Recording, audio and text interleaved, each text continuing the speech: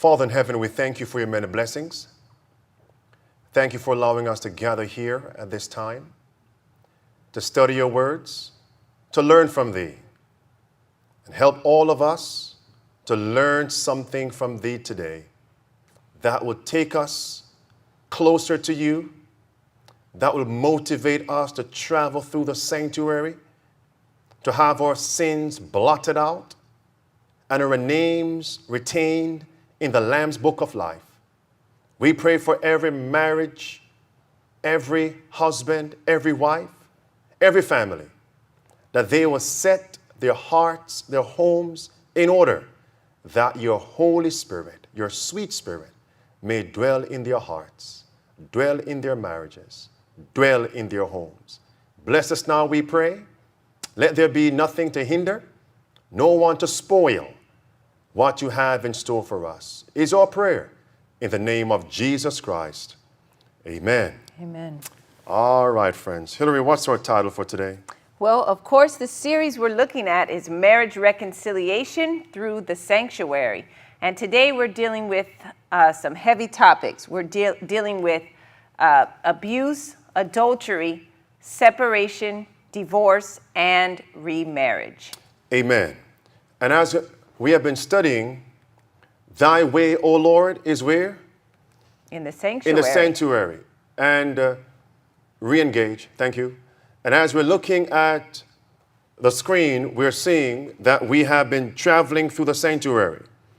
And we have seen the steps from the outer court.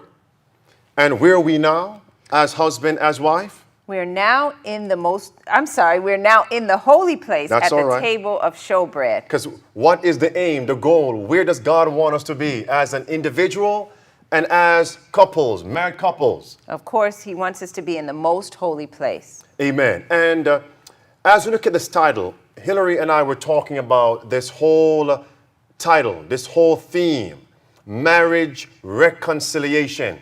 Now, what do we want our family members, our friends locally, our friends online, to take away from that title, and what should they not take away from the title, Marriage Reconciliation, of course, through the sanctuary? Well, of course, we want them to take away that there is opportunity for marriages to be reconciled, and for each spouse to be reconciled to God. That's what we want them to take away. What we don't want them to take away is that this means that every single marriage will be reconciled.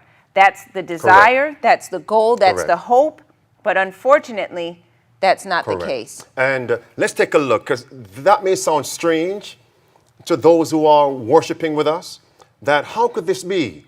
Not every marriage will be reconciled. Let's look at it from the perspective of Jesus and the sinner, mankind. What is Christ's desire? Well, he wants to reconcile the sinners unto himself. Let's take a look at the scripture. 2 Corinthians chapter 5. In 2 Corinthians chapter 5, the Bible tells us that, and verse 19, that God was in Christ reconciling. That's the key word. Reconciling. Do you have it there, Hillary? I have it. Read that for us. To wit, that God was in Christ, reconciling the world unto himself, not imputing their trespasses unto them, and hath committed unto us the word of reconciliation. Now, again, just for emphasis, what's God's desire? That desire is to reconcile individuals back to himself. Amen? Amen. Now, does it mean every single person will choose to be reconciled to Jesus? No. Of course, Psalm 77 says, thy way, O God, is in the sanctuary. Our series is marriage reconciliation through the sanctuary. So if individuals are not willing to follow God's way through the sanctuary step by step, they're not going to be reconciled because they're content to follow their own way. You know, a scripture in Luke 19, and note this, Luke 19 verse 14, where the Bible says, the Jewish people said to Jesus, we will not have this man to reign over us, even though Christ came to reconcile them. And in, I believe, Hosea chapter 4, verse 17, where the Bible says, those who refuse to be reconciled to God, Christ will one day say, Ephraim, his people, professed people, Ephraim is joined to his idol, and what will the next words be? Let him alone. Let him alone. Now let's take a look at the book of Daniel, chapter 9 of Daniel. Again, a second witness showing that it's God's will to be reconciled, to reconcile his people unto himself. Right. Chapter 9 of Daniel and verse 24.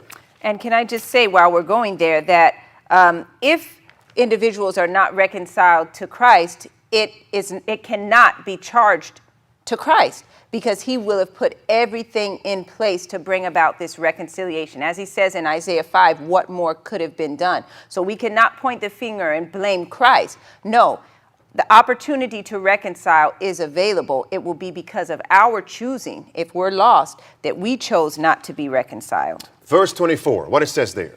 70 weeks are determined upon thy people and upon thy holy city, to finish the transgression and to make an end of sins and to make reconciliation for iniquity and to bring in everlasting righteousness and to seal up the vision and prophecy and to anoint the most holy. So based on that scripture, it is God's will to reconcile Israel. Were the majority of the Jews reconciled?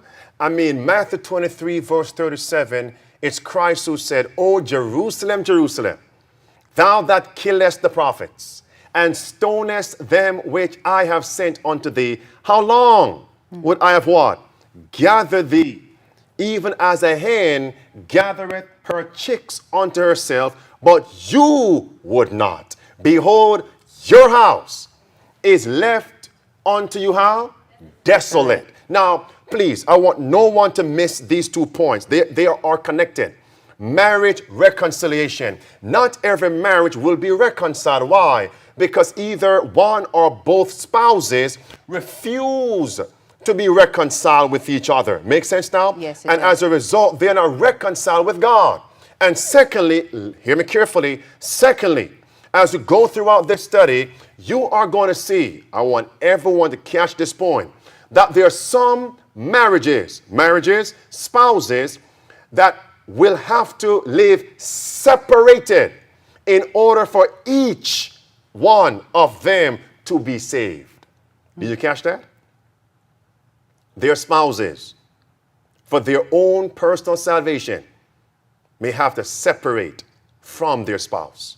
Wow. Because that spouse has become a stymie in the way, a hindrance, a roadblock to their salvation. We will get to that. And this is why, note this point, this is why every person who is contemplating marriage, how must they consider marriage? Well, they must take it very, very seriously. They must consider it. Go to Matthew 19. Hillary, look at Matthew 19. Matthew chapter 19. I want to read you a statement the disciples made and stated to Christ. It's very troubling. As if when they heard what the marriage relation may offer, they said, is it really wise to be married? Showing us we must consider carefully the marriage relation before we enter the marriage contract. That's right, because eternal consequences are at stake even in the marriage relation. That cannot be stated enough, Hillary. Verse 10, thank you, verse 10. His disciples say unto him, if the case of the man be so with his wife, it is not good to marry. But he said unto them, all men cannot receive this saying, save they to whom it is given. What now? Look at this statement here. Adventist Home, page 340. Every marriage, engagement should be carefully considered. How, my friends? Carefully. For marriage is a step taken for life. Both the man and the woman should carefully consider whether they can cleave to each other through the vicissitudes of life as long as they both shall live. Marriage should be considered well before contracted. What, Hillary?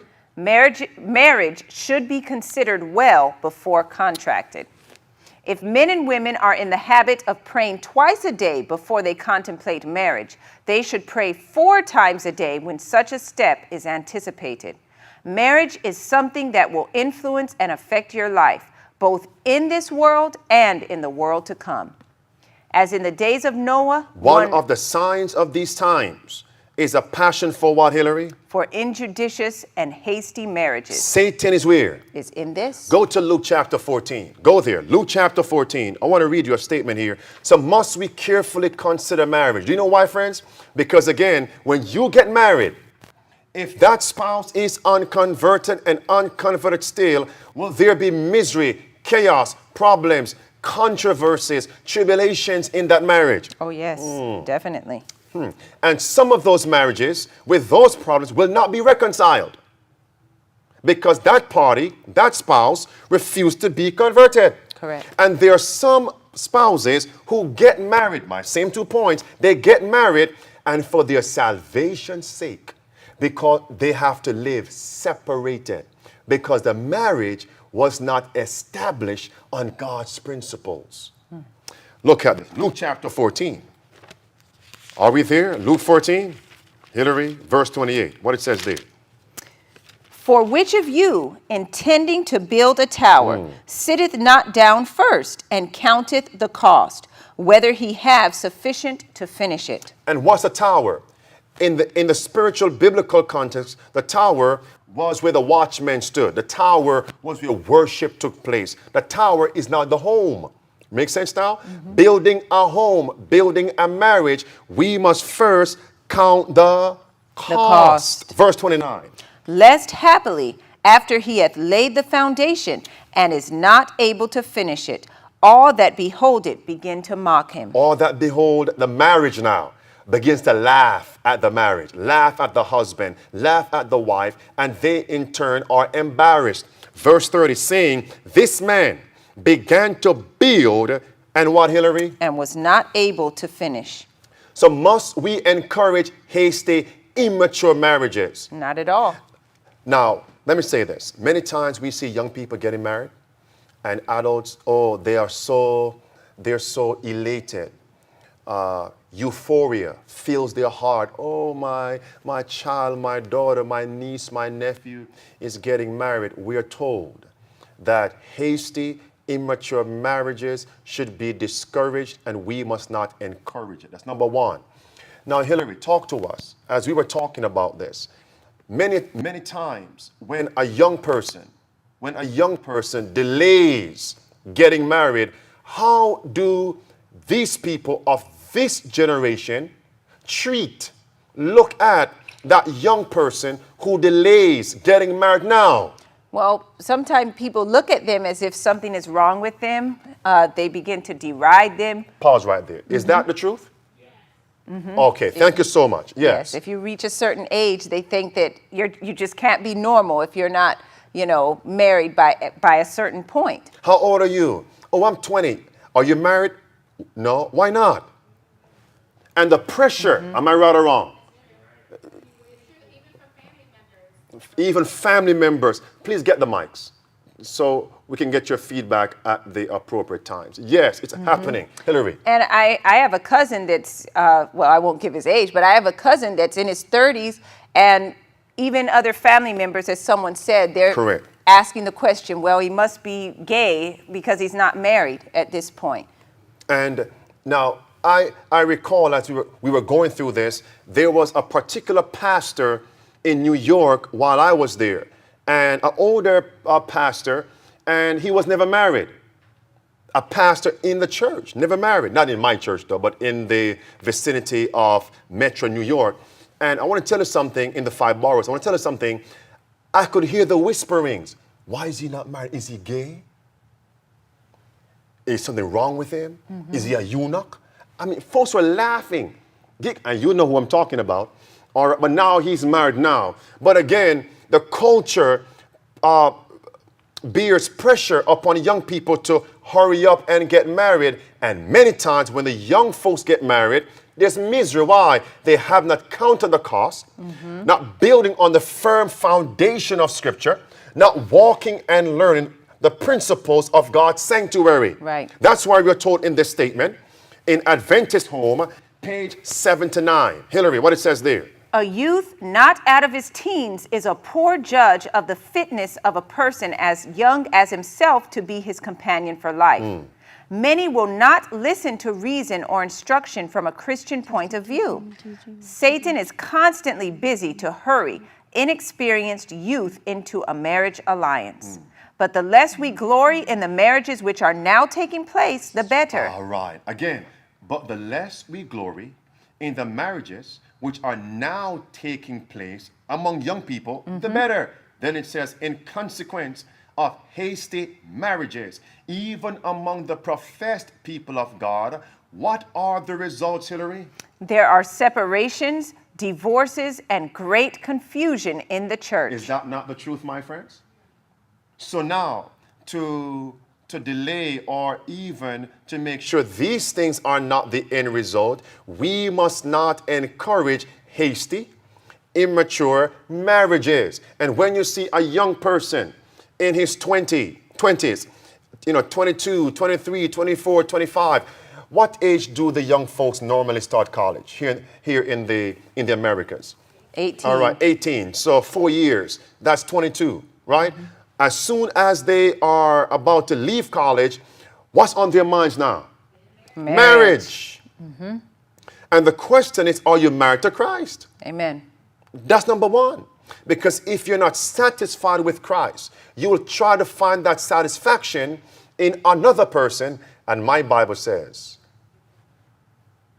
the arm of flesh Shall fail you. you dare not Trust. your own. Not looking for what Christ alone can give in somebody else. And as they build upon a shaky foundation, not God's word, those marriages, many of them, even among God's professed people, end in separations. Amen. Divorces, it says, and great what? Great Confusion in the church. And that's why this study is so important. Yeah, I was just going to say, and even though it's the norm for the majority of people to want to get married and to get married, and it's okay to have that desire, God may be calling somebody not to get married. Correct. You know, he may have a work for them to do as a single person. Oh, Hillary. And that's why Hillary, it's so some important. folks can't handle that. I know, but that's why it's so important to know God for yourself and know what you're called to do, you know, and like you said, find that completion in Christ. And if he does bring somebody that can assist in that and also help you heavenward, then praise be to God. But for some, they are to live like Paul, as we will get to later. As you mentioned that, I recall John 6, because we are addressing the bread. And when Christ was serving the bread in John 6, the doctrine, the way of life, right? Many said to Christ, this is a hard saying. Who can bear this? We don't want to hear this. And they walked away from Christ, his word, the bread of life, never more to return. Let's go to Matthew 19. Let's take a look at type, anti-type. As it was in the first advent, so it is in the second advent, these last days, just before the second coming of Jesus Christ. Let's take a look at what the Jewish leaders were teaching the members of the Jewish church regarding marriage and divorce. Friends, hear this, Father in heaven. We cannot rely upon man's oratory skills, man's wisdom. We want to rely on the power, the conviction of the Holy Spirit of God. Bless us as we go through this study, is our prayer. In Christ's name, amen. Amen. Let's take a look at how the Jewish leaders taught and what they taught the members of the Jewish church in the first advent regarding marriage and divorce. Right. Let's see what they said right there. And we're going to see the reason, because we started out with Daniel 9:24. Correct. They were not reconciled to Christ by and by. We know that obviously they chose not to be, so they were cut off in 70 AD because they rejected the bread. And they didn't just reject it when it came to 70, but they rejected Christ in 27. They rejected him in 31. So when it came now to 70 AD, they rejected him when they got into that holy place, because that's where Christ was at the time, ministering before the bread. And so it's no coincidence why they treated the marriage relation with such Disdain. And they Correct. trivialized it to Correct. such a point. Correct. So we're going to see what they were doing. Matthew 19, verse 3. The Pharisees also came unto him, tempting him, and saying unto him, Is it lawful for a man to put away his wife for every cause? Pause right there. What does that mean? Is it lawful for a man to put away his wife for what? For every cause. So what were the Jewish leaders teaching their members? Talk to me. That if you get married to a wife or a spouse and it doesn't work out, then you can put that spouse away. For what reason? Any cause. For any reason. Any Is that reason. going on now within this denomination? Unfortunately. Are these leaders teaching the same? Yes. And think about this. Follow this train of thought here. Since the leaders in the Jewish church were teaching a man could put away his wife, separation, divorce for any cause, would these same leaders teach the members to consider the marriage before you enter it? No. Well, why not? Well, if you marry someone and it doesn't work out, then you just discard that spouse. Easy come, easy go. Exactly, and you just find another one and hope for the best. Look at the statement here. Adventist Home 341. It says this: Jesus came to our world to rectify mistakes and to restore the moral image of God in man. Wrong sentiments in regard to marriage had found a place in the minds of the teachers of Israel. Now, before I finish this, I want to read a verse in Matthew 19. Let's come to verse number 7. What is in verse 5, Hillary? And said, For this cause shall a man leave father and mother, and shall cleave to his wife, and they twain shall be one flesh. Verse number 7. Give me verse 7. They say unto him, Why did Moses then command to give a writing Yes. of divorcement and to put her away? And verse 8 says, Now, and he saith unto them, Moses, because of the hardness of your hearts, suffered you to put away your wives. But what now? But from the beginning, it was not. so. So pause right there. So has it been God's will for man and woman to divorce? No. No. Is it God's will for mankind now, to be one with him? Yes. To be lost? No. No. And so in the marriage. But because of man's hardened heart, makes sense now? Rebellious heart, Correct. unconversion, then comes separation, then comes divorce. Back to the screen. Red words, wrong sentiments in regard to marriage had found a place in the minds of whom? The teachers of Israel. They were making of none effect the sacred institution of marriage. Stop. Pause right there. Since the teachers were making of none effect what? The sacred institution of what? Of Marriage. marriage. What are the twin institutions? Marriage and Sabbath. Which one came first? Marriage. Marriage. So now, since the marriage was given to man first, then the Sabbath, and the Jewish leaders were trampling underfoot which of the twin institutions? Marriage. So what did they do with the Sabbath institution? They did the same. Desecrated the Sabbath and put all kind of man-made traditions and exactions upon God's So they were Sabbath. teaching man-made tradition on marriage and man-made tradition on the Sabbath institution. Is that going on now in our churches? Yes. Blue words, Hillary. Man was becoming so hard-hearted that he would, for the most trivial excuse, separate from his wife. Or, if he chose, he would separate her from the children and send her away. This was considered a great disgrace and was often accompanied by the most acute suffering on the part of the one that was discarded. So did the leaders have trampled underfoot the sacred institution of marriage? Yes, they You did. could put away your wife for what, Hillary? For any And cause. is that going on in the church just before the second advent? Right. Look at the screen right here. This is from the Adventist website, pardon me. And this was a voted resolution. As a matter of fact, I brought with me a couple of church manuals. I believe this one came out in the year 1963. And this green color one, hardback, 1942. Now, either these two are correct on grounds for divorce, or the present SDA church manual is correct. But both are saying two different things.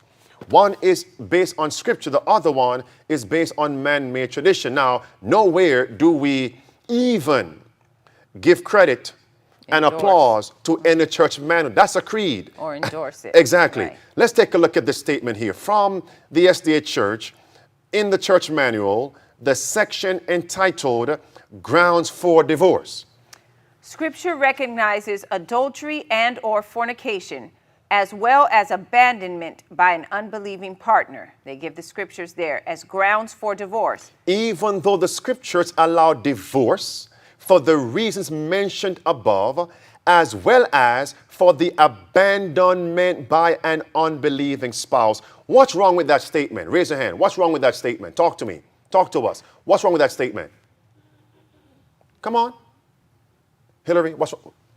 Well, the second cause that they give, they say that divorce can take place because of abandonment by an unbelieving spouse. Is that biblical? It's not. They give a scripture, but that's the scripture that they give says the exact opposite. So now if you say, if your spouse abandons you, you can divorce, then that's an umbrella for all different sorts of grounds men can come up with. My spouse abandoned me. As a result, I can divorce her. Is that in the Bible? Right. That's a man-made tradition. Or they could even say my spouse abandoned me for drugs, but the spouse is still in the house, or he abandoned me emotionally. It just opens the door to any transitory reason to get rid of a spouse. Let's take a look at the statement. They quoted Matthew 5:32 to justify adultery and or fornication for divorce. Then they mentioned 1 Corinthians 7, verse 10 through verse 15, as grounds for divorce if a spouse abandons another. Let's go to that scripture and see what that scripture is really saying. 1 Corinthians chapter 7. Let's take a look here at verse number 10, the very text they gave, verse number 10, friends. And that is why I am afraid. I stay clear of creeds, church manuals, and that's how they slip in error. And the people love it so. Look at 1 Corinthians chapter 7, verse number 10. Bible says this, and unto the married I command, yet not I, but the Lord. Let not the wife depart from her husband. Mm-hmm. But, and if she depart, let her remain unmarried, or be reconciled to her husband. And let not the husband put away his wife.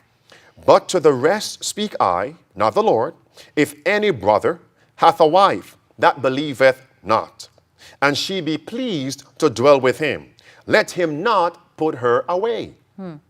And if the woman which hath an husband that believeth not, and if he be pleased to dwell with her, let her not leave him. For the unbelieving husband is sanctified by the wife, and the unbelieving wife is sanctified by the husband. Else were your children unclean, but now are they holy. Verse 15 is the verse they stopped at. Verse 15, Hillary. But if the unbelieving depart, let him depart. A brother or a sister is not under bondage in such cases, but God hath called us to peace. So they're using these verses to justify that for the sake of abandonment of one spouse to another, that spouse, the innocent spouse, one who has been abandoned, left, can now divorce and remarry. That's not what this scripture is saying. Again, go to verse 15. But if the unbelieving, what? Talk to me. Depart. But if the unbelieving depart, let him depart. This is not teaching divorce and remarry. Go to verse 10. Let's confirm in verse 10. Verse 10 and verse 11.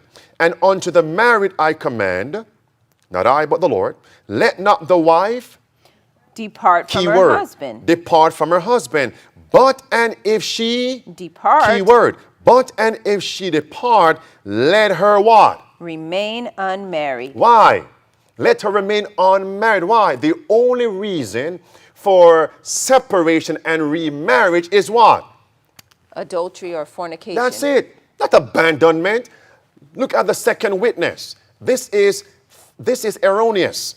Look at the second witness. Manuscript Releases, Volume 1, page 159. If the wife is an unbeliever, not only unbeliever now, but an opposer, the husband cannot, in the view of the law of God, put her away on this ground alone. What does that phrase mean, to put her away? Divorce. If you read the context, is divorce. In order to be in harmony with the law of Jehovah, he must abide with her unless she chooses of herself to what, Hillary? To depart. Key word, depart.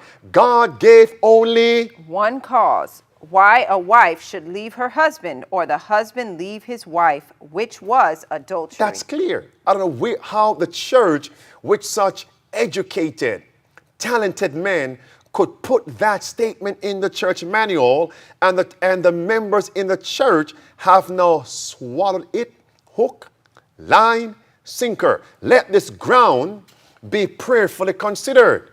Your ideas in regard to the marriage relation have been erroneous. Nothing but the violation of the marriage bed can either break or annul the marriage vow. Your health would have been in a far better condition and had your mind been at peace and rest, but it became confused and unbalanced, and you reasoned incorrectly in regard to the matter of divorce. Your views cannot be sustained on the ground from which you reason. Well, my wife departed. Can I divorce her? No, God's word says. Men are not at, watch carefully, men are not at liberty to make a standard of law for themselves, to avoid God's law and please their own inclination. So what has the SDA church done in the church manual? Made a what of themselves? For themselves? Made a law for themselves. Right. And just like the Jewish leaders and teachers, maybe it was for self-serving reasons also. I wonder because why. Perhaps they were, doing Guilty. the same. They were guilty of the same. That's it. The last sentence, they must come, let's reread that. Men are not at liberty to make a standard of law for themselves, to avoid God's law and please their own inclination. What must they do, Hillary? They must come to God's great moral standard of righteousness. Let's put this scripture down. Go to 2 Timothy, Hillary, please. 2 Timothy chapter 3. Put this text down. Matthew 24, verse 37, verse 38. Everyone quote this with me. And as it was in the days of Noah, what? So shall it be. What were they doing in the days of Noah? They were eating. Drinking. And what else? Marrying and giving in marriage. Pause right there. Marrying and what? Giving in marriage. So now, if the Jewish leaders were teaching you could put away your wife for any cause, what were they doing? Marrying, divorce, and what? Remarrying. Marrying and what? Giving into? Marriage. And the SDA church from 2000 and beyond have done the same. Have we come to the last days? We have. Are we living in the last days? 2 Timothy chapter 3, verse 1, Hillary. This know also, that in the last days perilous times shall come. Yes. For men shall be lovers of their own selves, covetous, boasters, proud, blasphemers, disobedient to parents, unthankful, unholy. Notice now that verse 3. Without natural affection. Number 1. Number 2. Truce breakers. What is, who are truce breakers? Those who break their vows. Break vows. Last days. Is it happening now? It is. For any reason, that statement, abandonment, for any reason, Seventh-day Adventist pastors, SDA members are marrying and giving into marriage just based on that one statement. I may add, they were doing that even before that statement came out. That statement came out just as a clause to justify, what they had already to been appease doing. what had already been done in the church. Yes. Administrators, pastors, lay members, folks in the pews. Go to 1 Corinthians. Put this point down. The only grounds for remarriage. Now, just follow us, friends. Don't mix and confuse this thing. The only grounds for remarriage in the Bible is if the spouse dies. And we'll come to a second ground. Notice, First Corinthians 7, verse 39. What it says there. The wife is bound by the law as long as her husband liveth. But if her husband be dead, she is at liberty to be married to whom she will, only in the Lord. And we will address that, all right? Only where? In the Lord. In the Lord. Notice, page 340, Adventist Home, just the bold section, Hillary, this vow. This vow links the destinies of the two individuals with bonds which naught but the hand of death should sever. I want everyone to carefully listen to these next few points. We just saw the biblical grounds for remarriage, right? Let's look at the biblical grounds now for divorce and remarriage. What is that? What is the only evidence for that, reason for that? Divorce and remarriage. What is that? Adultery or fornication. Let's read that. Matthew 19. And friends, this scripture, I remember I was in college, Oakwood, and we were looking at the scripture in that class there of theology. Let's take a look at verse 9. Matthew 19 and verse 9. The only grounds for divorce and remarriage. Go ahead, Hillary. And I say unto you, whosoever shall put away his wife, except it be for fornication, and shall marry another, committeth adultery. And whoso marrieth her which is put away doth commit adultery. So what is that reason given there? For fornication. Fornication. Now, friends, again, number one, if husband and wife are married and one spouse goes out there and commits intercourse with, sexual. Right. Breaks the seventh commandment. Amen. Right. This is adultery. But notice now, that word fornication, it means more than just husband and wife and one spouse getting out there and committing sexual intercourse with another. It means more than that. What do I mean by that? The word fornication, the root word means incest. Means what, my friends? Incest. Put this number down beside the word fornication. And that number is, what's that, Matthew 19? Yes, verse Matthew 9. 19 and verse number 9. That's 4202. 4,202. 4202 and 4203. Those two numbers, you go to the Greek lexicon in your Bible concordance at the back. Notice now, that word means incest. It means sexual perversions. Where in the Bible do we find God's statutes, God's judgment against incest? Where do we find that? Leviticus 18. Go there. Leviticus 18. Go there now. Leviticus 18. And the point we are making is this. If a husband, all right, of course, husband is married, right? If that husband commits incest, what has he broken? The marriage vow. He's committed fornication. That means that is a ground, that is a reason for divorce. Right. If a man is a pedophile, that means, is that grounds for divorce? Yes. Why? What has he broken? The marriage vow. Is that clear, my friends? If a wife claims to be bisexual, what has she broken? The marriage Come on. vow. It's right here in Leviticus 18. Incest. That's from verse 3. Are we there? I mean, we won't read this. That's from verse 3 all the way through verse 25. And what sins do we find in this chapter here? We also find the sins of bestiality and also homosexuality. Grounds for divorce, incest, sexual perversion, porneia. That's the word porneia, porn, pornography. It's right, fornication, it's right there. And when we see even siblings, all right, having, amen. Unlawful relationship. Beep, amen. We see that is grounds for divorce. Leviticus 18 says a man should not look at, uncover the skirt of his mother, right? Right. Sister. Sister, brother. These are grounds for what, Hillary? For divorce. Divorce. The Bible speaks. Go ahead. So they all fall under the umbrella of adultery, fornication, all of these things. Correct. And when we look at, go back to Matthew 19, when we look at the grounds here for remarriage, the only grounds for remarriage is if a spouse committed fornication, Right. adultery. Amen?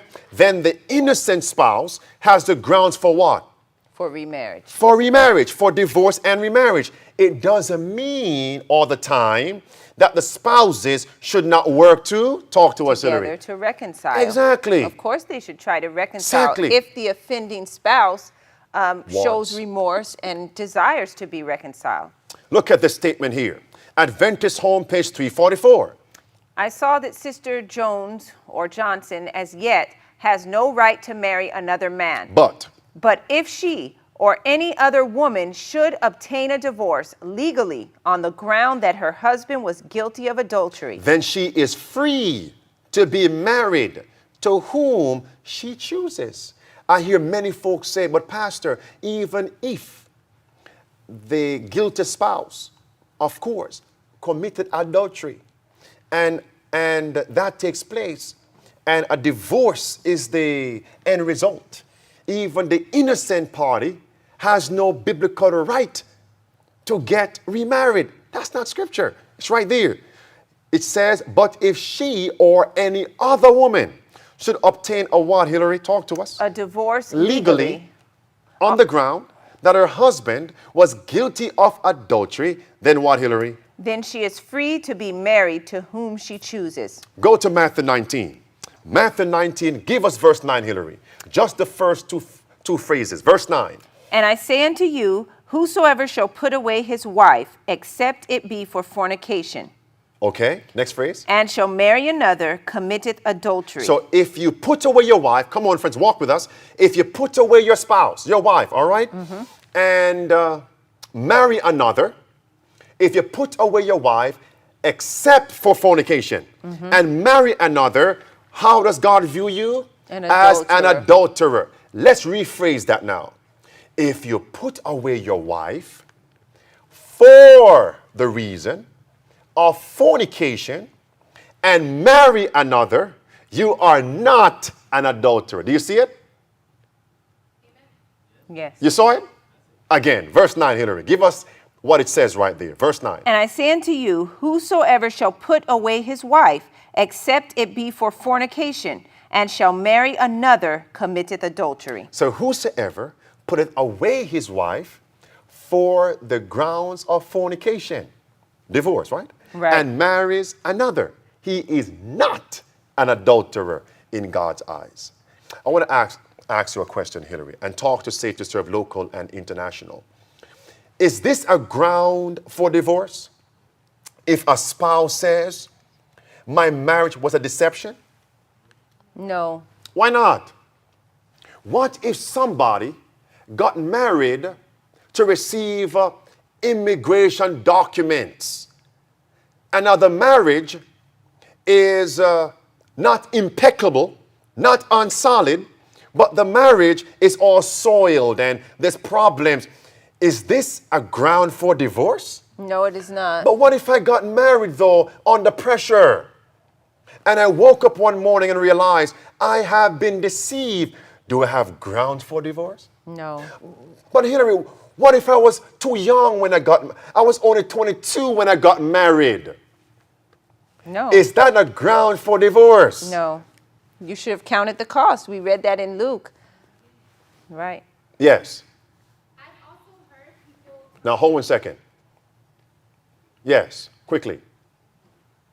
The principle found in Matthew 5, verse 28, saying if a man looks upon a woman, he's already committed adultery in their heart.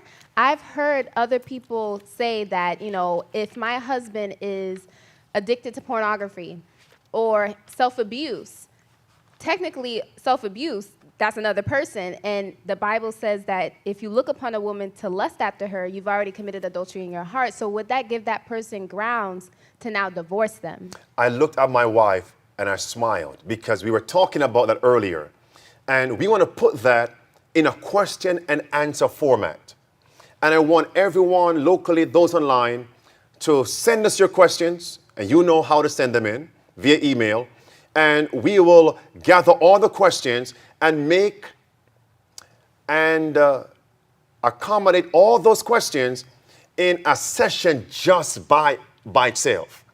Question and answer. Question and answer. And that will be one because that needs more digging into to address that. All right? Let's take a look at the statement here. Folks who are saying that if I was deceived into this marriage and it's not going well, then this is a ground for my divorce. No, it's not. There's only one biblical reason. And what is that, Hillary? Talk to us. Adultery or fornication. This statement, for some people, is going to be a hard pill to swallow, as go the cliche. This is Testimonies on Sexual Behavior, page 55. Hillary. You may say you do not love your husband. Is that a reason you should not try to do so? Is this life so long and of such value to you that you will choose to have your own way and set aside God's law? I see no possible grounds for you to obtain a divorce. If your husband deceived you, even so, there is your oath. Hold on, Hillary. Friends, did you catch that point? I see no possible grounds for you to obtain a divorce. If your husband deceived you, even so, there is your oath. What does that mean? You made a vow before God, a vow to him and a vow to God. It's a hard pill to swallow for many people. A bitter cup, my sister, a bitter cup. Hillary, read on. If he So now, some folks may very well say, I got married when I wasn't in present truth. So my marriage was a deception. And now I'm realizing what truth is. Do I have grounds for divorce? What's the answer, Hillary, based on scripture? Well, we're in the holy place and we're looking at the bread. And the bread says that is not sufficient ground to be divorced. I see no possible grounds for you to obtain a divorce. If your husband deceived you, even so, there is your oath. If he told you, as he says he did, do, and denies that he deceived you, then you married him. How can you obtain a divorce? You what? You married him? Correct. Do you see why young people, even now, young adults, older ones, should carefully consider the marriage relation? Oh, yes. You can't jump in and jump out. No. No. It's for life. You made the vow. That's right. Hillary, read on. I wish you would pursue a course in accordance with the advice I gave you, for I cannot give you any other counsel. Now, we just read from 1 Corinthians 7 and also Matthew 19, the only two possible ways for individuals to be released from the marriage vow. And the first one from 1 Corinthians was if a person dies, your spouse dies, then you can remarry. Yes. And of course, if someone is guilty of adultery, your spouse is guilty of adultery, that person can remarry. Now, what we're hoping is that individuals, if any of you are in a marriage where you feel that you were deceived or you didn't get married for the right reasons or you were ignorant or whatever the case may be, we're hoping that you're not praying in your heart that your spouse dies, because then, if you poison him or poison her, it's serious. It's very serious because, then you have hatred in your heart. So you're committing murder. So you want to, like she says, you may say you do not love your husband. Is that a reason you should not try to do so? Ask God to increase your love for that spouse if you don't feel that you love that person or what have you. And just as it is with our relationship with Christ, the more we spend time in his word, communing with him, is the more that we love him. And so try to get to know the spouse if that person is willing to reconcile as well and wants the marriage to work. Commune with each other, spend time together, erect that family altar, and God can very well work conversion for each person and bring the marriage together. Now, on this point, it says here, I see no what? Possible grounds for you to obtain what? A divorce. If your husband deceived you, please highlight, underscore, emphasis. If your husband deceived you, even so, there is your oath. If he told you as he says he did do, and denies that he deceived you, then you marry him. How can you obtain a divorce? I said, Lord, can you give me a biblical principle? And I saw one of three principles in the account of Joshua and who, Hillary? And the Gibeonites. The Gibeonites. What happened with Joshua and now, amen. You're smiling over there. What happened there? Go ahead. So let's go there. Joshua chapter 9. Did Joshua and the Israelites seek God before they made a league with the Gibeonites? No, they did Did not. they count the cost? No. Were they building on the sure foundation? No, on feelings. Right.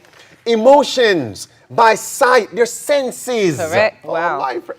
And many enter the marriage relation merely based on the Feelings. Oh, Hillary. Love-sick Come sentimentalism. on. And Joshua made what? A league. I want to read that. What's that? Verse 14, Hillary? Yes. What it says there. And the men took of their victuals and asked not counsel at the mouth of the Lord. Read on through Wow. verse 16, 15 and 16. And Joshua made peace with them and made a league with them to let them live. And the princes of the congregation sware unto them. And it came to pass at the end of 3 days, after they had made a league with them, that they heard that they were their neighbors, and that they dwelt among them. Pause. Go to verse 22 now. Key verse. Verse 22. Hillary. And Joshua called for them, and he spake unto them, saying, Wherefore have ye beguiled us? What now?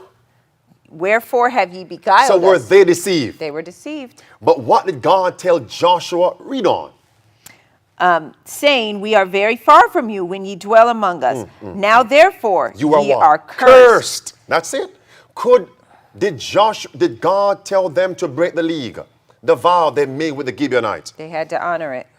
But of course, the one who wrought the deception was cursed, Right. suffered. So now what if somebody says, but Pastor, the state that I live in says I'm divorced. I filed the papers. If they didn't have the grounds for divorce, what does God say? Even though the state says you are divorced. Well, in the sight of God, you're still married. And as we were speaking, I thought of this statement in Acts of the Apostles that we cannot substitute a thus saith the state or a thus saith the church for a thus saith the Lord. Amen. What does the word of God say? So the Amen. state may say you're divorced. Mercy. The church manual may say you're divorced. Mercy. But You're in preaching God's now. eyes, you are still married. Yes, yes. Let's read that. Adventist homepage 344. A woman may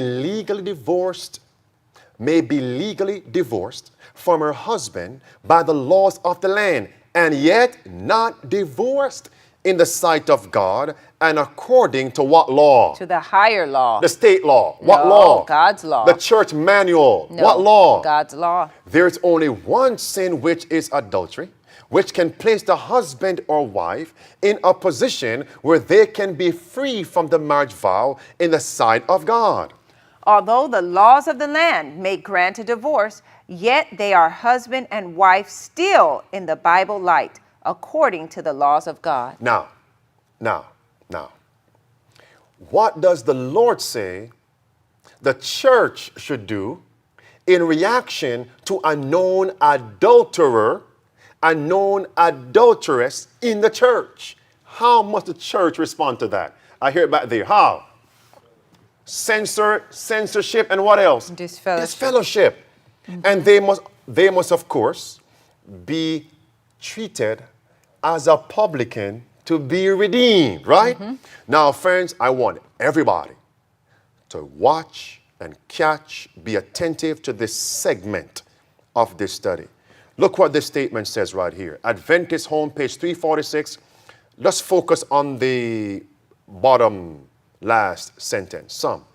Some, however, do and are restored to the church, but not till they have merited the confidence of the people of God by unqualified confessions and a period of sincere repentance. So what is that statement saying, Hillary?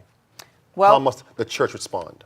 Well, an adulterer, of course, must be disfellowshipped. If they manifest true repentance, they can be rebaptized and they can be brought back into the fellowship of the church if they if they confess and manifest sincere repentance. And let's not read over or miss this point, because I would be remiss this is negligent if I don't say this. It says, not until they have merited the confidence of the people of God by what, Hillary? Unqualified confession. And the what? Here's the point now. And what now? And a period of sincere what? Repentance.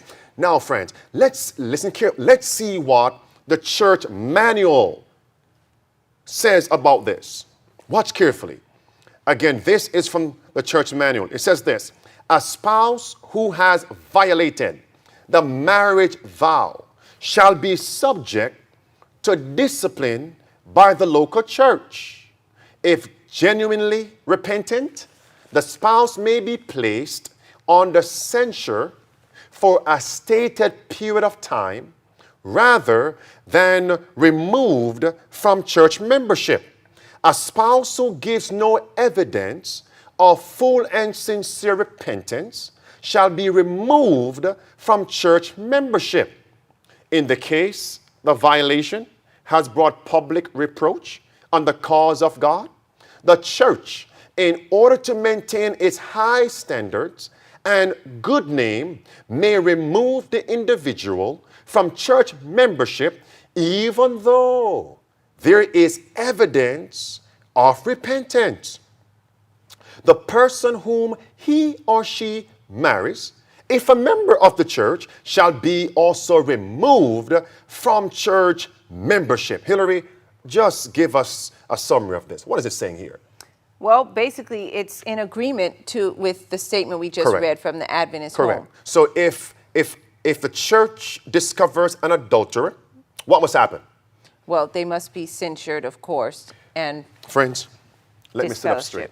This is what is profound. Here's a guilty person. Literally, he committed adultery, right? Fornication. Broken the marriage vow. The church must disfellowship him.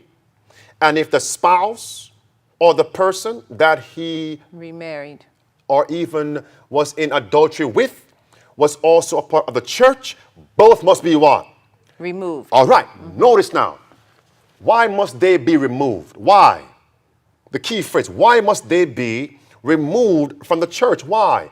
Because they are living in what? Open sin. In sin. And what is that sin called? Adultery. Adultery. So what about the man, the woman, the husband, the wife who secured a divorce without biblical grounds, remarried? In God's eyes, who are they? What are they in God's eyes? Adulterers. So what must happen to them? Wow. Yeah, disfellowship. What must happen to them? Censure. Maybe you missed it. Who got it? You got it? What you got? No, speaking that mic. What you got? Oh, that they should be disfellowshipped, censured. I got it. It's that it's still adultery either way, even if you marry. And if you are married and you divorce and you get remarried again, unbiblically, without the biblical grounds, it's still adultery. Okay. So even in that case, they should be set aside from the church for a time. So now, how many pastors do we know of in the SDA church have divorced their wives without biblical grounds, have remarried? What are they in God's eyes? An adulterer. What must we do with adulterers? They must be censored, disfellowshipped, and after a period of repentance, be rebaptized. How many pastors then must be rebaptized? How many must be removed from their position? How many administrators have secured a divorce, remarried, and in God's eyes, they are adulterers. And the church leaders know this. And they're still functioning as administrators in the church, members. It's all happening in our churches.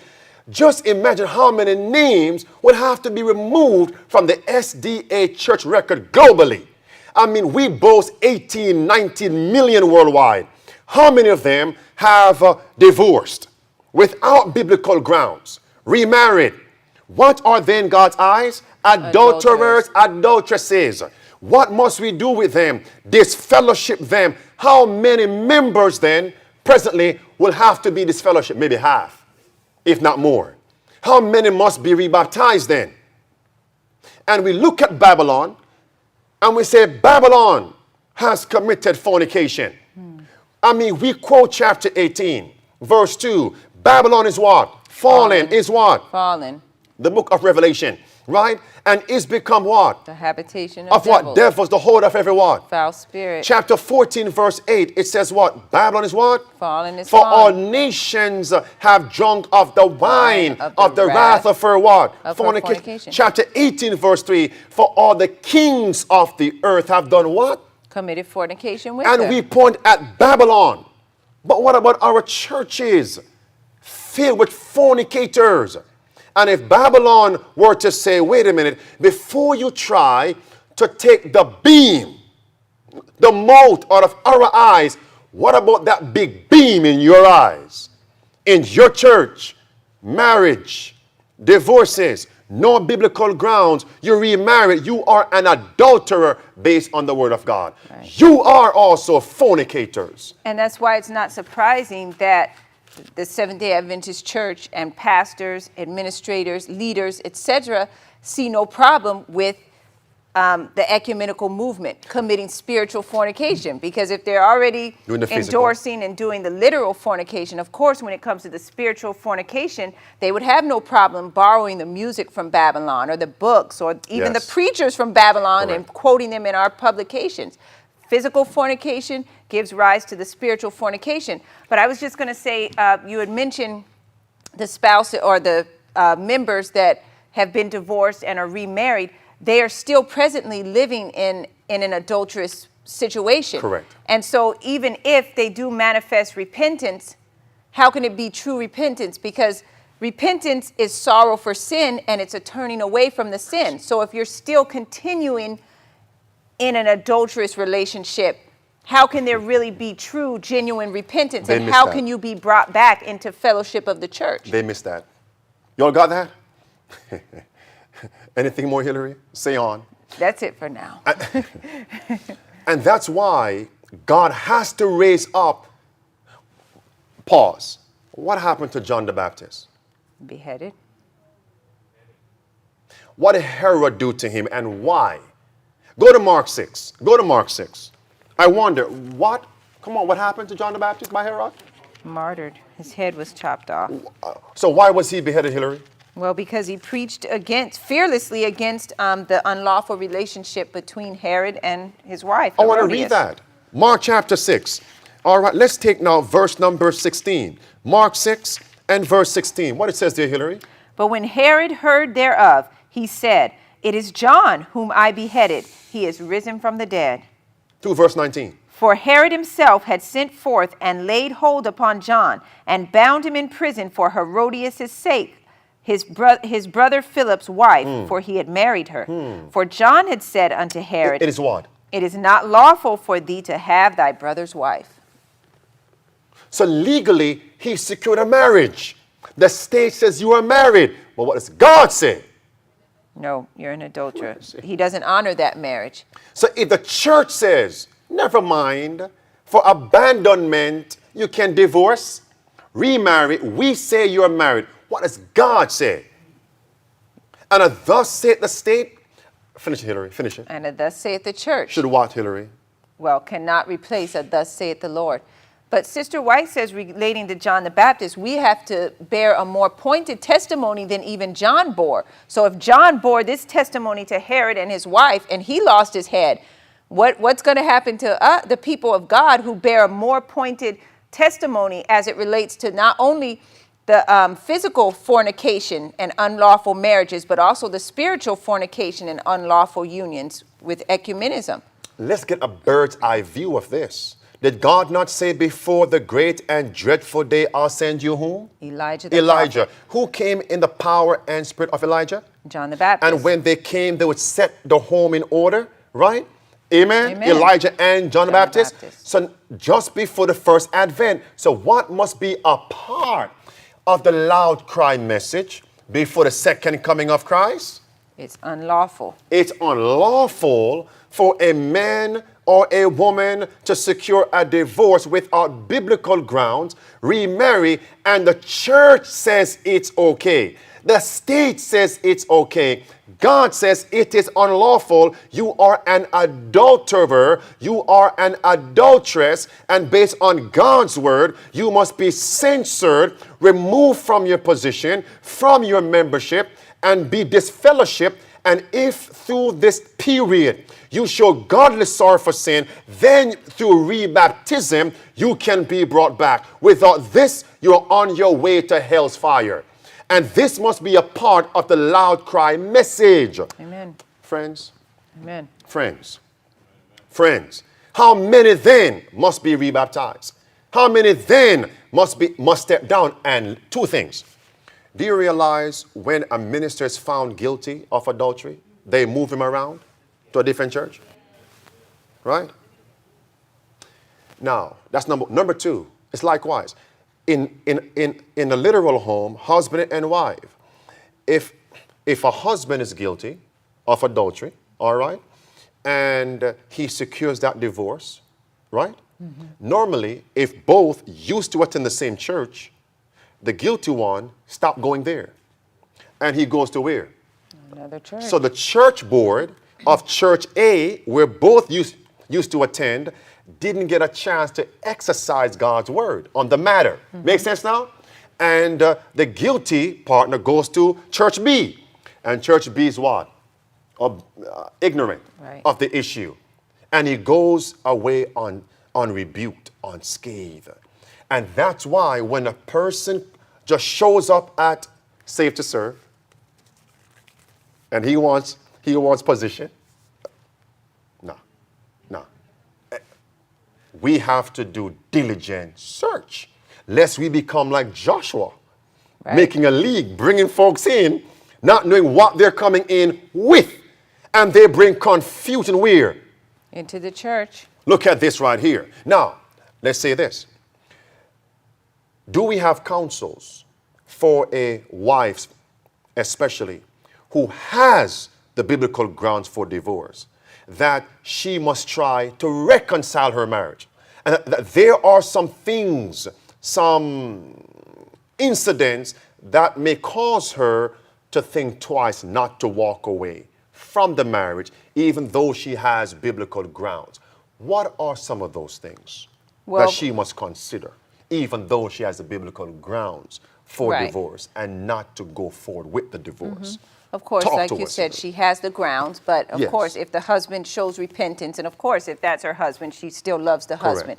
But especially if there are children involved. Yes. And you know, our children need both of their parents. Yes. And a lot of times, the ones that suffer the most in a divorce are children, emotionally, physically, and spiritually, in every other aspect of their lives. They're the real victims of divorce. So you want to consider, they want to consider how will their children fare as a result of, you know, if she should walk away. And many times the devil is so cunning, all right, that the guilty partner, the guilty spouse, generally speaking, the children sympathize. I don't know why that happens. And many times the innocent spouse is trying to win the children to his side or her side. Why? The guilty spouse tries his or her very best to win them over. And makes it more difficult for the innocent spouse to make a move. The devil is very cunning. Look at the statement right here. Adventist home. Friends, we know what we're talking about, because days in, days out, the calls come in. The counseling sessions come in. Look at the statement right here. In cases of the violation of the 7th commandment, thou shalt not commit adultery, where the guilty party does not manifest true repentance. If the injured party can obtain a divorce without making their own cases and that of their children, if they have them, worse by doing so, they should be free. Do you see it? Read on. Mm-hmm. If they. if they would be liable to place themselves and their children in worse condition by a divorce, we know of no scripture that would make the innocent party guilty by remaining. So we don't want you to take away from this that if adultery takes place in your marriage, we don't want you to take away from this that means you have to get a divorce. Yes. The point is, of course, reconciliation is the goal. God wants to reconcile each person. If the guilty spouse wants to reconcile and manifest true repentance, of course, you can't read the heart, of course, you should try to reconcile. But this is just saying if the spouse doesn't manifest true confession and repentance, then, of course, you have to do what you have to do. Now, we have been receiving emails. And please, friends, whenever you send us your emails with your questions for next week's session, by God's grace, we want that to be a Q&A. Please refrain from making your questions too detailed. Specific. Calling names of your spouse, etc. Or explaining the situation. Please just ask us general questions about marriage, abuse, divorce, separation, remarriage. Please. Amen? Now, we have received inquiries about this whole matter.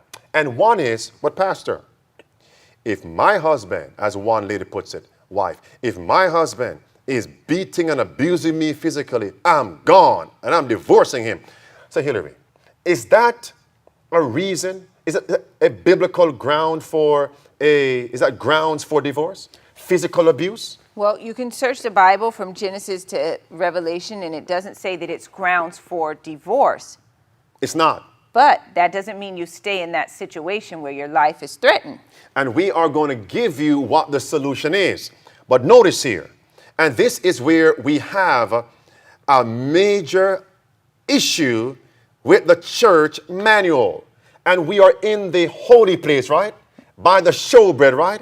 It's either God's word or man's word. Man's way. Whose are we going to follow? Thy ways Look in at the statement right here from the church manual, SDA Church. Look at what this says. A separation. Hillary, read that for us. A separation or divorce which results from factors such as physical violence or in which unfaithfulness to the marriage vow is not involved does not give either one the scriptural right to remarry. So notice now, let's reverse the statement now. So what they're saying is, right, you only have the scriptural right to remarry. Two reasons. Number one, unfaithfulness to the marriage vow, and what? And physical violence. Is that biblical? A separation or divorce, which results from factors such as physical violence, or in which unfaithfulness to the marriage vow is not involved, does not give either one the scriptural right to remarry. That means the only scriptural right you have to remarry is if unfaithfulness in the marriage vow. That's correct. But now they place there physical violence. Is that biblical? No, and let's not forget, they also said if an unbelieving spouse departs, so they give... Abandonment. Right, abandonment. Irreconcilable differences. No, my friend, this is not biblical. Look at this, and let's say this. How do we put this in the context of the sacred circle? If a husband is physically abusing his wife, almost to the point of death, what must that wife do? Well, and put the answer in the context on the screen of the sacred circle. Talk to us, Hillary. well, we did talk about some of the previous sessions. We talked about that there's a sacred circle around each couple, and that sacred circle is not to be entered into by any outsiders, that the husband or the wife is not to relate personal matters regarding their marriage to outsiders, to anyone. There is an exception in the case of abuse. If you're being abused, you need to reach out for help. This is a life and a death situation.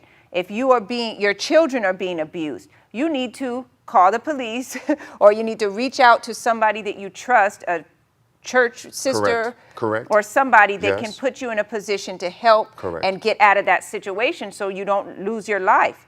We're not saying that you're doomed, that Correct. you just are stuck and you have to stay in that situation and perhaps be killed.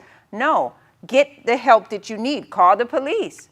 And the answer, don't miss this now, and the answer for a spouse, mainly a wife, who's been physically abused by her husband, and I know of cases where wives batter and bruise their husbands, but they're few in number in comparison to the husband physically putting his hand on his wife. That's a big no-no, all right? There is only one solution, and that is not divorce. It's not what, my friends? Divorce. What is it, Hillary? Separation. Separation. Okay, go ahead. I was going to say, when we say separation also, it doesn't mean you have to disclose where you Correct. are, because many times the abused spouse, their life is legitimately in danger. Correct. And there's all kind of threats put out on their life. Well, if you leave me, I'm going to do this yes. and that to you and Oh, the yes. children. Oh, yes. And so you go somewhere, don't disclose where you are, and, get yourself in a place where you're out of harm's way. And when we say separation, there are two phases to that separation. One can be temporary, so you work on your marriage from a distance, and the other is a permanent. Or what, my friends?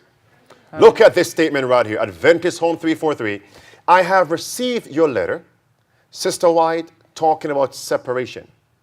I have received your letter, and in reply to it, I would say, I cannot advise you to return to your husband D unless you see decided changes in him. The Lord is not pleased with the ideas he has had in the past of what is due to a wife. If he holds to his former views, the future would be not better for you than the past has been. He does not know how to treat a wife. Sister Watson, don't go back to a husband who does not know how to treat a wife. Right. When should he have known and learned how to treat a wife? Before, thank you so much. Counted the cost. I feel very sad about this matter. I feel indeed sorry for Brother D, but I cannot advise you to go to him against your judgment. I speak to you as how? As candidly As I spoke to him.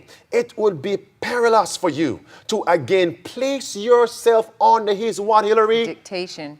So how was he? He was barbaric. He was dictatorial. This could lead to physical abuse. Right. I had hoped that he would what? He would change. So this is a counsel to a wife not to return to her husband until she sees change. If no change, stay away from him. This is separation. And Right. this does not mean divorce. And I just wanted to say also, when we say physical abuse, along with that comes torture. I mean, it doesn't have to necessarily be hitting or punching, but I mean, there's maybe cases out there where somebody is being mentally tortured. Yes. They're being Starved, neglected. Of course. They're not able to go anywhere. Their basic It's needs, real, yes. Their basic needs aren't being met. Correct. As a spouse, that Correct. all of that constitutes Correct. abuse Exactly. and necessitates separation. I wouldn't advise anyone to stay in a situation like that. And now it says, 344, the reverse now, the reverse counsel from a man with a woman who was, she was crazy. As a matter of fact, in this book, Testimonies on Sexual Behavior, Adultery and Divorce, on page 77, there is a statement here where there was a wife, she was mentally challenged, crazy. Sister White says that she was demon possessed. And she told the husband to bring her back to her parents, drop her off, and let her be there. Because she was a hindrance to the man's spiritual growth. No divorce now, but what? Separation. Let's read this. And unfortunately, there are some people that use that statement and try to paint their Yes. wife in a pic, and it may not even necessarily be true. She may not be crazy, but in order to have an out in the Yes. marriage, they'll go to this statement and they'll apply it and say, this applies to my wife. Yes, And yes. they won't Yes. just separate, but they'll Correct. get a divorce, and many times they'll remarry and just move on with their life. Oh, she's crazy. But how does God view it? Adultery. Thank you so much. Read on, Hillary. 344. I cannot see what more can be done in this case. And I think that the only thing you can do is to give up your wife. Mercy. If she is thus determined not to live with you, both she and you would be most miserable to attempt it. Do you see why we said earlier? There are certain cases it's better for husband and wife to what? Separate. For their personal, individual salvation. Read on. And as she has fully and determinedly set her stakes, you can only shoulder your cross and show yourself a man. The next statement is very applicable because I know in families, one of the spouses is following present truth. The other spouse is an unbeliever, and they are young ones in the midst. And the unbelieving spouse, the nominal professed Christian in the marriage, tries to get the children to side with him or her and makes the marriage and the family circle more difficult. His spiritual walk more difficult. And let me say this, when the marriages are in chaos, it's difficult for husband and wife to keep the Sabbath. Very emotionally, it's difficult. And I read where Sister White says that even Lot and his wife were separated before Lot's wife became a what, Hillary? A pillar of salt. A separation. Now, was in this the emotional? home of Lot and his wife. Emotional or physical? Was she lost? Oh, yeah. Read So this. They were separated. Amen. Oh, yeah. 352. Adventist home. Brother K. Brother K, you have had many discouragements, but you must be earnest, firm, and decided to do your duty in your family, and take them with you if possible. You should spare no effort to prevail upon them to accompany you on your heavenward journey. But if the mother and the children do not choose to accompany you, but rather seek to draw you away from your duties and religious privileges, you must go forward, even if you go alone. What?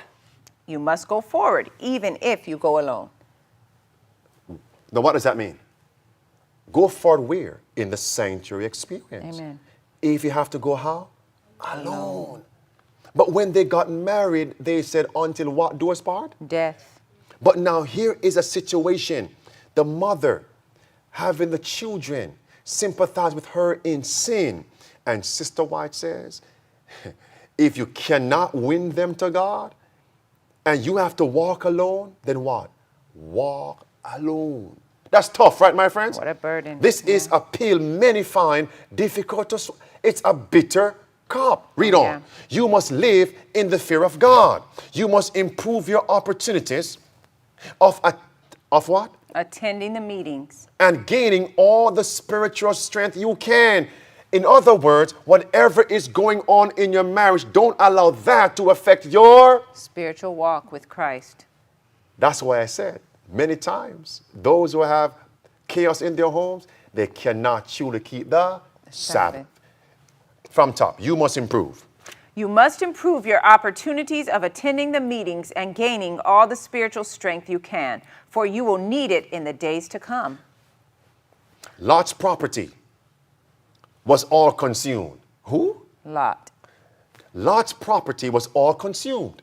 If you should meet with loss, Brother K, you should not be Discouraged. Wait a minute. What was lost in Sodom? His Children.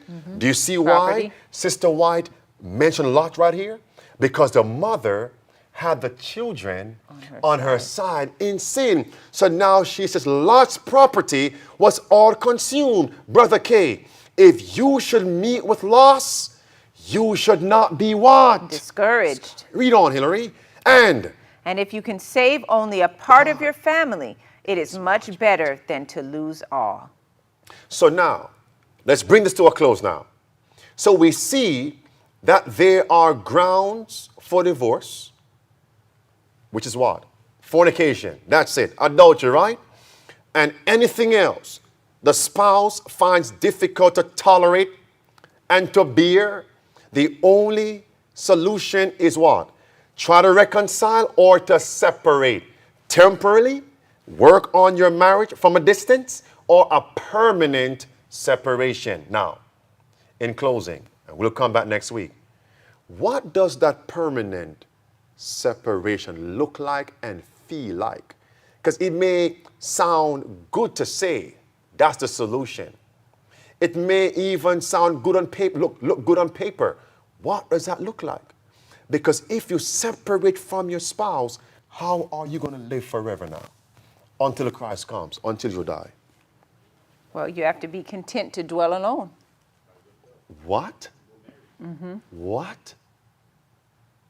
You mean it was all glee, joy, euphoria, that wedding day, afterward, and now it's sadness, melancholy, gloom, Grief. doom, and now comes a what? A separation, and I have to live by myself, alone, until I die, until Christ comes? That's a bitter cup to drink, Pastor. Or until your spouse dies. But you can't kill him. Right. Or pray for it either. That's a bitter cup to drink. And let me tell you something. This has to be the lot of many. Why? They got a divorce without biblical grounds. And we'll get to that. And now God is saying, in my eyes, you are what? Adulterer. What are they to do? Go back to Matthew 19. What are they to do? This is a bitter cup in the marriage. That's why young people locally and young people online, Save to Serve young people, think about these things before you talk about getting married. Because if your spouse is unconverted, chaos, and then comes separation, no reconciliation, you'll have to live alone until you die, until Christ comes. You become a spiritual eunuch. A what? Spiritual eunuch. And you just addressed the young people, but I want to address also the widow and the widower also, because Yes. a lot of times when they lose a spouse, they become very lonely, and they're so used to having someone there that Yes. they also jump into a hasty marriage, or remarriage, I should say, and it's not who God has intended, and they're in misery again in the golden years of their experience. So let's start right there on the widow. You have Matthew. Let me go to 1 Corinthians chapter 7. Verse 39 says, the wife is bound by the law as long as her husband lives. But if her husband be dead, she is at liberty to be married to whom she will, only in the Lord. Then Paul adds, but she is happier if she so abide after my judgment. That means even if your husband, your spouse dies, you'll be happier if what? If you remain alone. Hold on there. And of course, there are some exceptions, especially if a man is old in age and wants someone to care for him and has no family members. He may marry someone to care for him. I understand there are exceptions. But the point is clear. Matthew 19, spiritual eunuchs, verse number 11, Hillary. Verse 11. Matthew 19, verse 11. but he said unto them, all men cannot receive this saying, Yes. save they to whom it is given.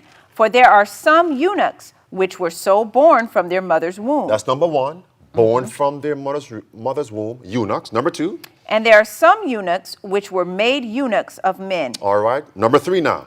And there be eunuchs which have made themselves eunuchs for the kingdom of heaven's sake. He that is able to receive it, let him receive it. To him that hath an ear, let him what? Let him hear. That's a bitter cup, my friends. To be a spiritual eunuch. That's why we close right here now. Very solemn statement. But before I go here, let's go to the book of Revelation. Pardon me, Matthew 22. Go there, Hillary. Are there going to be weddings, wedding bells ringing in heaven? No. So when I get to heaven by God's grace, Hillary, and you by God's grace, if faithful, are we going to be married in heaven? No. I mean, shall we be husband and wife in heaven? No. Don't be sad, Hillary.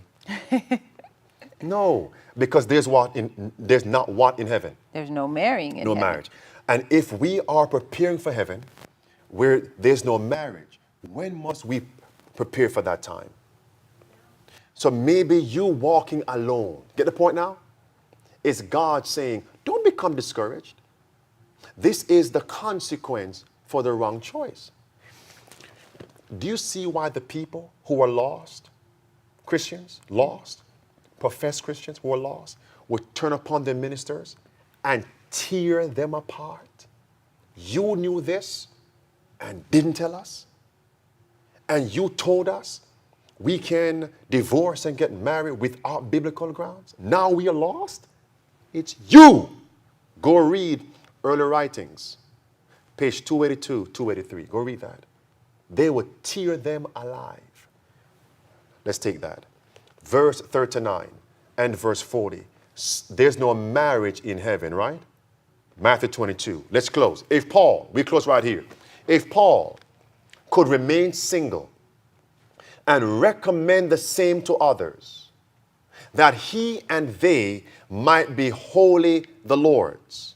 Matthew 22, 29 and 30. Okay. If Paul could remain single, friends, was he single? And recommend the same to others, that he and they might be wholly the Lord's.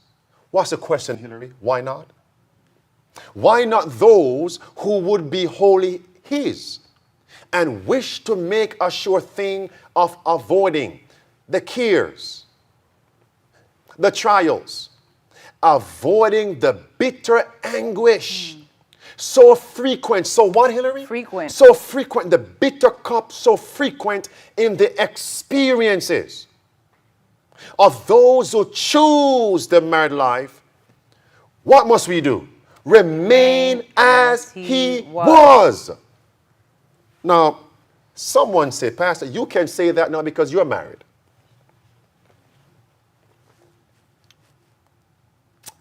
Let's take heed to these words. Back to the screen.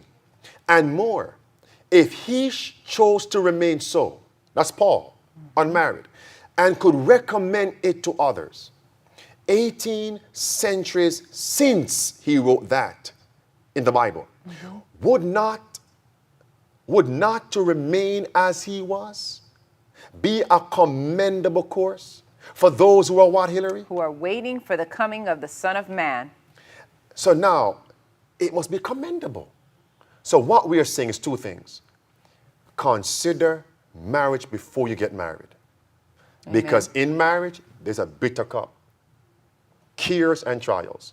And if the spouse is unconverted, you're in trouble going forward. And unwilling to reconcile. Thank you so much. All right? So now, if you rush into marriage, you will drink that bitter cup unnecessarily.